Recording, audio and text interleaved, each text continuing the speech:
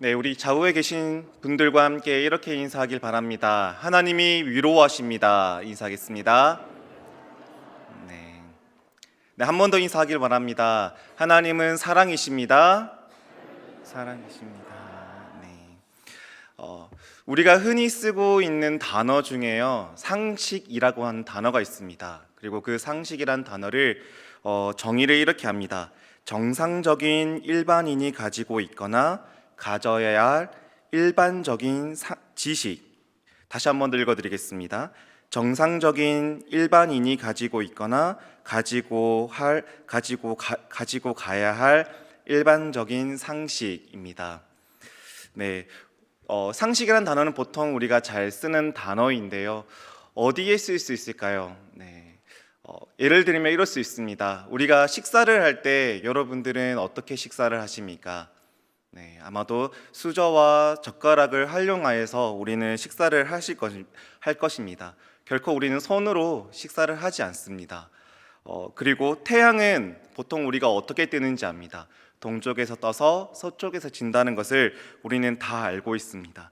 이것이 바로 우리가 가지고 있는 일반적인 상식입니다. 일반적인 사람들이 가지고 있는 일반적인 상식이라고 하는 것이죠. 그렇다면 제가 여러분들에게 하나 질문을 드리고 싶습니다. 우리가 일반적인 상식을 가지고 있는 것이 그 상식이 절대적인 기준이 될까요? 절대적인 진리가 될 수 있을까요? 단연코 될 수가 없습니다. 왜냐하면 세상에는 참 분명하게 명확하게 내세울 수 있는 기준이 없기 때문에 그렇습니다. 가령 이렇습니다. 우리는 태양과 지구가 자전하고 있고 공전하고 있다는 것은 압니다. 하지만 그것을 처음 어떻게 만들어졌고 어떻게 이루어지는지를 우리는 잘 모릅니다. 그리고 우리가 숨을 쉬기 위해서는 공기가 필요합니다. 그런데 그 공기를 만드시고 공기가 어떻게 형성되고 또 공기가 어떻게 적용되는지를 어느 정도 이론은 있지만 그것을 밝힐 수는 없다라는 것입니다. 이처럼 우리는 분명 사회를 살며 세상을 살면서 때로는 우리가 증명하지 못하는 분명한 이유들 또는 분명한 원인들이 있기 때문에 그것이 기본적인 상식이 우리에게는 절대적인 가치가 될 수 없다라는 것을 우리는 알고 있습니다. 우리는 성경에도 분명한 상식들이 기록되어 있습니다. 그런데요, 그 상식을 뛰어넘는 사람들이 있습니다. 그 대표적인 인물이 바로 다니엘과 다니엘의 친구들입니다. 여러분, 뜨거운 불을 잡거나 그 뜨거운 불에 들어갈 만한 사람은 아무도 없습니다. 왜냐하면 뜨거운 불에 우리가 손을 대거나 들어가게 되면 당연히 피부가 상하거나 심지어는 우리가 목숨까지 잃게 될 수 있기 때문입니다. 그런데요, 다니엘의 친구들은 두려워하지 않고 들어갑니다. 그 뜨거운 불길 속에 뜨거운 불보다 7배나 더 뜨거운 그 불길 속에 들어가는 모습을 우리는 다니엘서를 보면서 알 수 있다라는 것입니다. 그리고 먹이를 먹지 못해서 배고파하고 있는 사자의 굴 속에 들어가고 있는 다니엘의 모습 또한 우리는 보게 됩니다. 왜 들어가지 않습니까? 보통 사람들이라면 들어가지 않습니다. 왜냐하면 사자는 사람을 공격할 수 있기 때문에 그렇습니다. 이처럼 성경에도 분명한 일반적인 상식들이 기록되어 있습니다. 하지만 그런 상식들보다 뛰어난 사람들의 모습들이 있고 고백들이 있고 기록들이 있습니다. 그렇게 할 수 있었던 이유가 무엇이었을까요? 계속해서 말씀을 통해서 우리는 알기를 소망합니다. 다니엘은 또한 다니엘과 다니엘 친구들이 그렇게 세상의 모든 사람들이 이건 안 돼, 저거는 돼 라고 하는 그런 일반적인 상식 속에서 그렇게 행동했던 이유는 단 하나입니다. 세상이 가지고 있는 상식을 깨트리기 위해서 그렇게 행동했다라는 것입니다.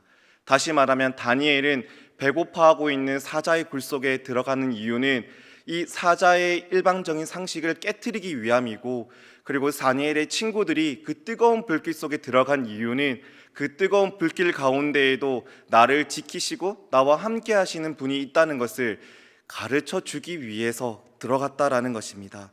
다니엘은 당시의 이스라엘 백성들의 다니엘이 살던 이스라엘 백성들 어떤 상태인 줄 아시죠? 네, 포로였습니다. 그 포로였던 사람들에게 다니엘과 친구들이 이것을 보여주기 위해서 상식을 깨트리고 그 상식 넘어서서 존재하시는 그 하나님의 모습을 드러내기 위해서 그들은 그렇게 했다라는 것입니다. 왜냐하면 그들은요, 포로가 되고 나서부터 백성들의 마음속에 자리 잡았던 것은 세상의 힘이었고 권력이었고 능력이었습니다. 그러다 보니 그들이 가지고 있는 믿음과 정체성이 무너지기 시작했습니다. 더불어서 하나님의 존재성이 점점점 무뎌져 가는 것이죠. 다시 말하면 무능의 하나님으로 백성들은, 그 이스라엘 백성들은 무능의 하나님, 아무것도 할 수 없는 그 하나님으로 여겨졌기에 다니엘은 뜻을 정하여 친구들과 함께 믿음을 지키기 위해서, 그 상식을 깨트리기 위해서 세상에 나아갔다라는 것입니다. 여러분, 다니엘뿐만 아니라 신약에 나와 있는 사도 바울은 어떻습니까? 사도 바울은 누구보다도 뛰어난 학문과 남부럽지 않는 가문에서 태어난 시민권자, 로마의 시민권자입니다. 하지만 그가 그토록 중요했던 예수님을 만나고 나서 180도 바뀐 그 인생을 우리는 성경을 통해서 바라보게 됩니다. 그리고 그가 살았던 모든 삶의 목적은 오직 예수 그리스도를 위해서 살기도 하고 죽기도 했던 그의 고백들이 담겨져 있습니다. 그런 삶을 살았던 이 바울에게 이 사도행전 26장 24절 말씀에 보면 베스도라고 하는 사람이 이렇게 얘기를 합니다. 바울이 이같이 변명하매 베스도가 크게 소리내어 이르되 바울아 내가 미쳤도다 내 많은 학문이 너를 미치게 한다 하니. 아멘. 네, 우리가 잘 알고 있듯이 사도 바울은 그 누구보다도 전도에 힘을 썼던 사람입니다. 하나님의 복음을 위해서 어디든 달려가고 어디든 죽기로 소망했던 사람이었다라는 것입니다. 그런데 그런 많은 과정 가운데 때로는 고난을 받고 어려운 가운데 핍박 가운데 있습니다.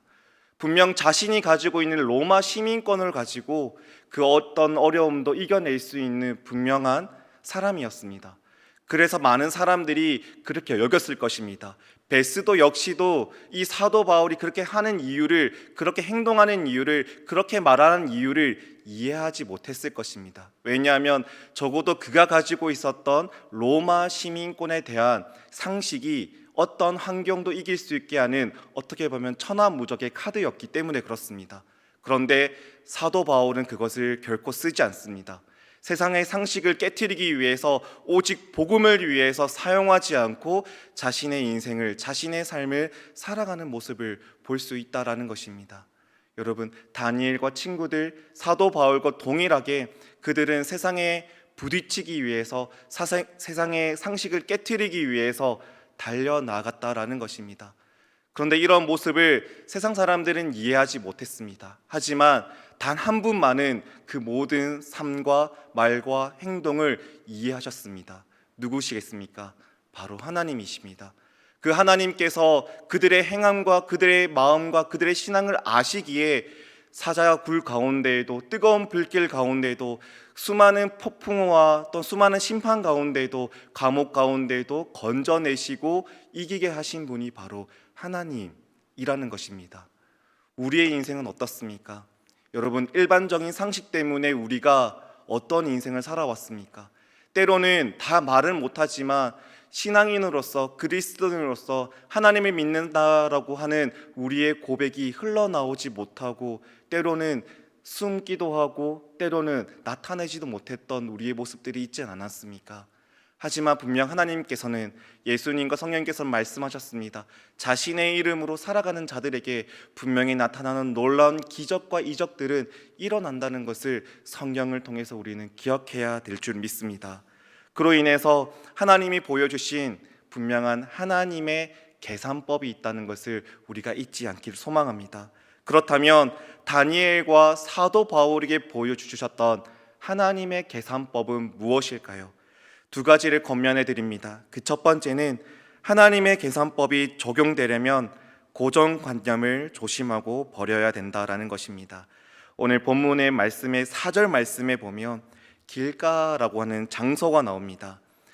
예수님께서 비유로 말씀하시되 이 씨앗을 심기 위해서 여러 가지 장소에 씨앗을 뿌리는데 그 중에 하나였던 바로 길가입니다.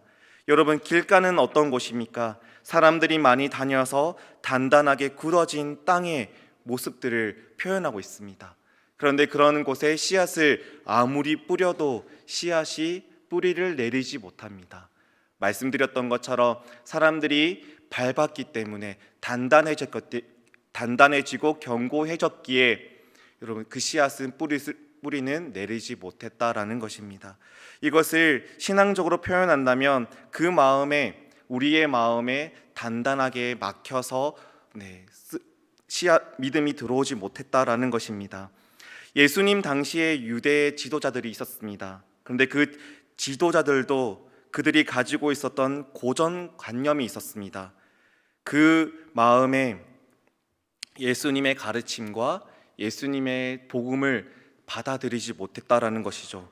다시 말하면 그 유대 지도자들은 그들이 가지고 있었던 그들의 삶에는 하나님의 말씀보다, 하나님의 계명보다 조상들의 유전, 다시 말하면 조상들이 그동안 지켜오고 또 전해왔던 수많은 그런 율례와 법칙들을 그들은 그들의 삶에 가장 중요하게 여겼다라는 것입니다. 그래서 예수 그리스도를 배척하게 되는 가장 큰 이유가 되기도 한다라는 것입니다. 여러분, 하와이는 저도 가보진 않았지만 하와이는 우리가 잘 알고 있듯이 적도에 맞물려 있기에 따뜻합니다. 때로는 해변가에 가면 뜨겁기도 합니다.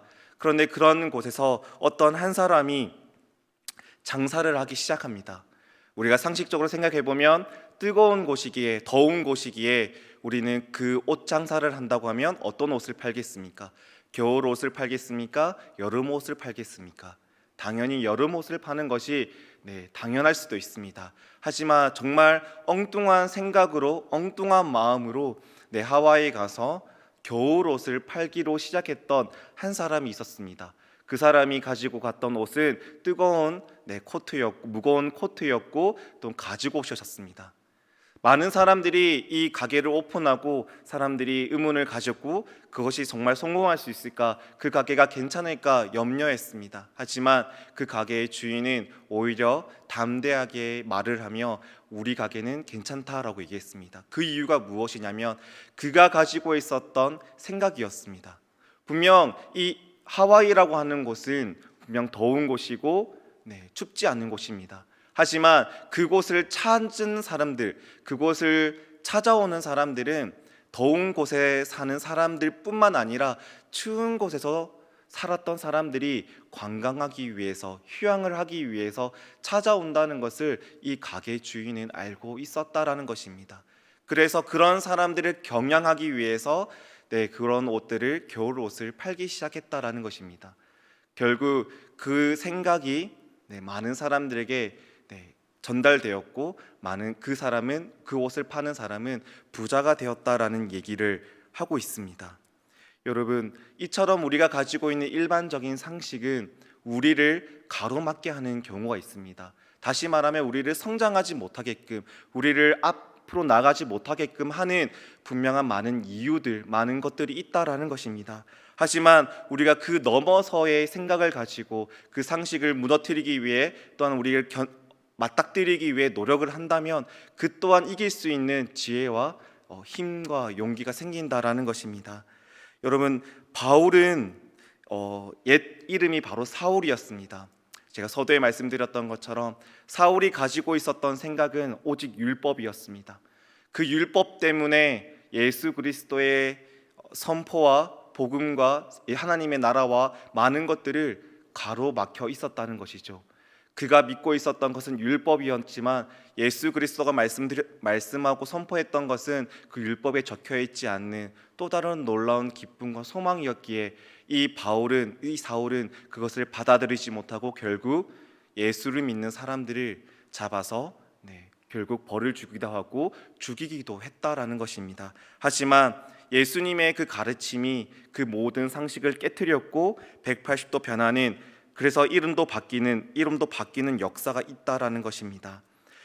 우리가 잘 알고 있듯이 고린도후서 5장 17절 말씀에 보면 그런즉 누구든지 그리스도 안에 있으면 새로운 피조물이라 이전 것은 지나갔으니 보라 새 것이 되었도다. 아멘. 이처럼 하나님의 말씀은요, 우리가 받아들일 때, 그 말씀을 받아들일 때 단순해져야 된다고 생각합니다.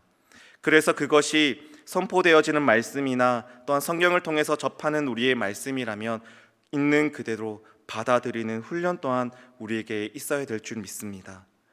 하나님의 말씀은 우리가 부모에게 듣듯이 부모의 말을 듣는 아이의 심정으로 수용해야 된다라는 것입니다. 그래서 예수님께서도 또한 천국을 비유하실 때 아이들을 거부하지 않는 이유가 이러한 이유에 있다라는 것입니다.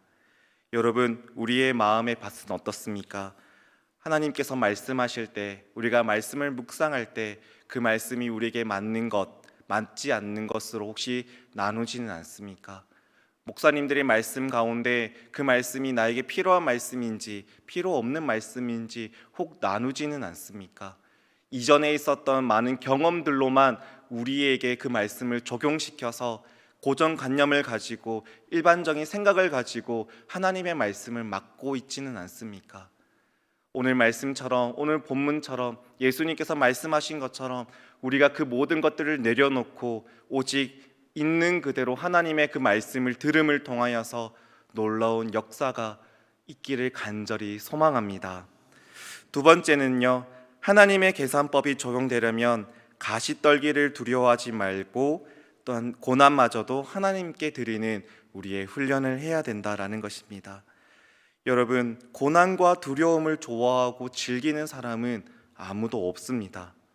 다니엘은 노예의 신분으로서 또는 노예의 신분이든 총리의 신분이든 고난 앞에서 두려워하지 않는 모습들을 우리는 바라보게 됩니다. 조금 더 구체적으로 표현한다면 찾아오는 고난, 미래적인 고난을 두려워하지 않았다라는 것이죠. 다니엘서 2장 말씀을 보면 그 당시에 바벨론을 다스렸던 느부갓네살 왕이 있습니다. 근데 그 왕이 하루는 잠을 잡니다. 근데 꿈을 꾸지만 그 꿈으로 인해서 마음이 번민하여서 잠을 이루지 못합니다. 그때 이 왕이 했던 것은 전국 각 곳곳에 있는 술사들을 한 사람씩 데리고 옵니다. 모집을 합니다. 그리고 자신이 꾼 꿈을 가지고 해몽을 부탁을 합니다. 많은 사람들이 그 꿈을 듣고 해몽을 하려고 합니다. 하지만 그 꿈을 해석할 수가 없습니다. 왜냐하면 하나님께서 어떤 그 꿈을 허락하셨고 또 그 꿈을 해석할 수 있는 사람이 단 한 사람밖에 없었기 때문에 그렇습니다.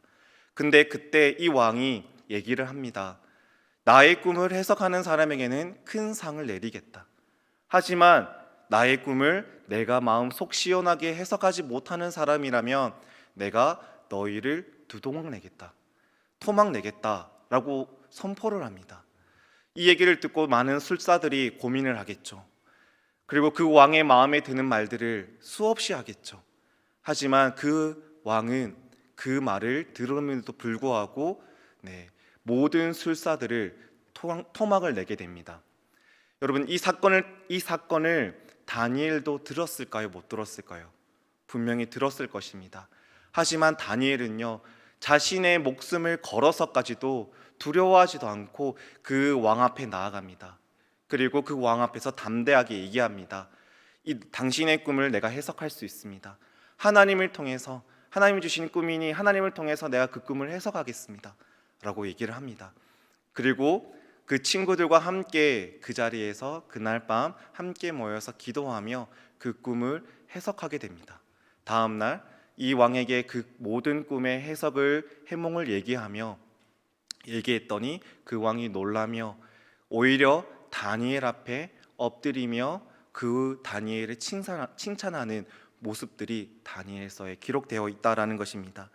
여러분, 또한 더 나아가서 다니엘이 총리가 되었을 때도 수많은 총리들이 있었습니다. 그리고 그 중에서도 가장 뛰어났던 사람이 바로 다니엘이었는데, 다니엘과 함께했던 수많은 총리들이 다니엘이 기도하지 못하도록 다리오 왕에게 부탁을 합니다. 조서를 내려서 절하지 못하도록, 기도하지 못하도록 얘기를 합니다.